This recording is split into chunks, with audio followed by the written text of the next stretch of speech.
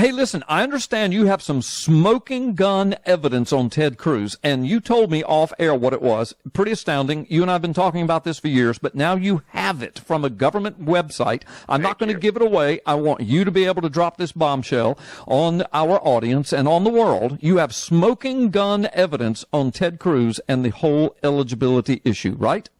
Final nail in the coffin, folks. If you take the U.S. government's own documents seriously, this should put an end to Ted Cruz's campaign. I understand that you've already got this posted. You've got screen captures of it. You've already made a video. You're already posting it all over PNN Network. Please post it on the Freedom Friday Facebook when you get a chance, Mike. Yes, and go ahead and tell us what the smoking gun evidence is.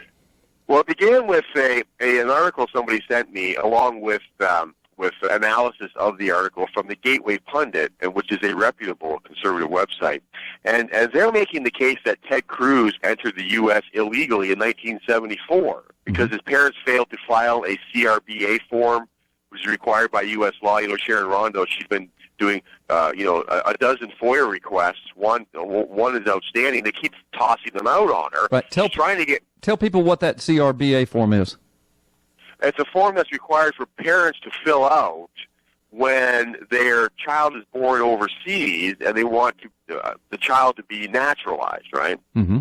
So they have to fill out the form because this thing doesn't happen by osmosis. Right. You're not. Paperwork has to be filled out. That's right. You're not automatically an American citizen when you're born on foreign soil just because your parents are American citizens or one of them is. You have to go to the nearest embassy and you have to file paperwork. Right. I mean, you could have picked up some kid wandering the streets of Calgary. You know, they don't know who's crossing the border with you. You got to fill out the paperwork. Right. So anyway, the Post emails are trying to get this paperwork. Was it filled out? Was it filled out properly?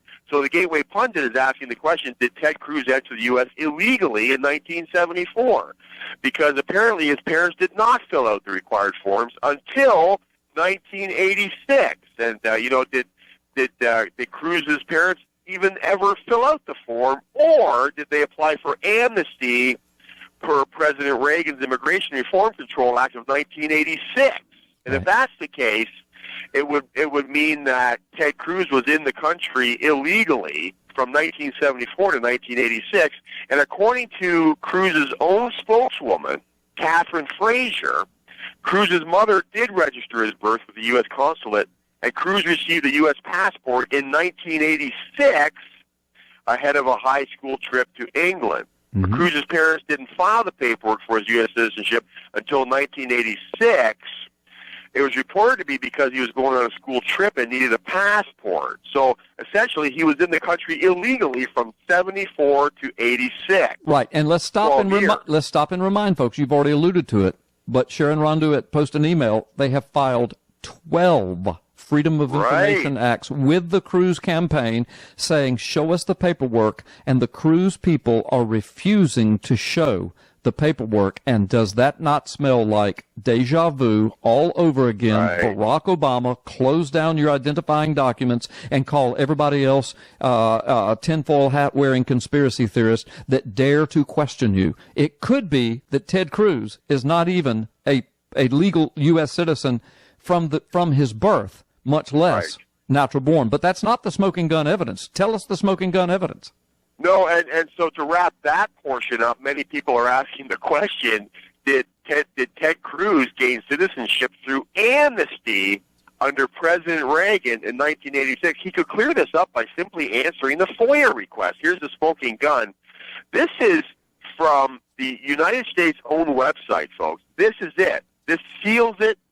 This man's presidential candidacy is dead, according to the U.S. government. It says at the USCIS, their own website, it says, in a general, I'm quoting now, in a general, a child born outside the United States is a citizen at birth when the child's parents are married to each other. See, there's two columns here on this United States government website. If the parents are married to each other at the time of birth, or if the parents are not married, so a single mother in that case. Mm-hmm.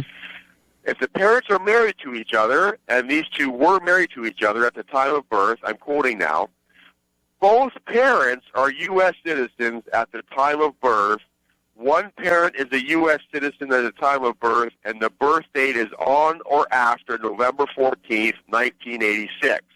Okay? Mm-hmm. So if one of the parents is a U.S. citizen on or after November 14th, 1986, the child is a natural-born citizen. No. The child is an American legal citizen, not natural-born. Okay. Does it say That's natural-born? right. Yeah. A citizen. So citizen. So you just touched on the actual issue here, which is that he wasn't even a citizen at birth. That's exactly right. Never mind natural-born. Ted Cruz was not even, according to the U.S. own documents, Ted Cruz, and I'm sorry I said natural-born, Ted Cruz was not even a U.S. citizen at birth, according to U.S. government documents. There you go. If he was born after 1986, that's fine, only one parent. Before 1986, both parents had to be U.S. citizens at the time of birth. ppsimmons at live.com if you want me to send you this article personally, or you can go to the blog, ppsimmons.blogspot.com. The title of the article is Smoking Gun, Ted Cruz was not even an American citizen at birth. Yep. And that's it. That's it. And the links to the article, we have screen capture shots of the pages in case they scrub them. And, you know, in Ted Cruz's case, his parents were married. He was not a citizen at birth. End of story. Yeah. That's it. That's it.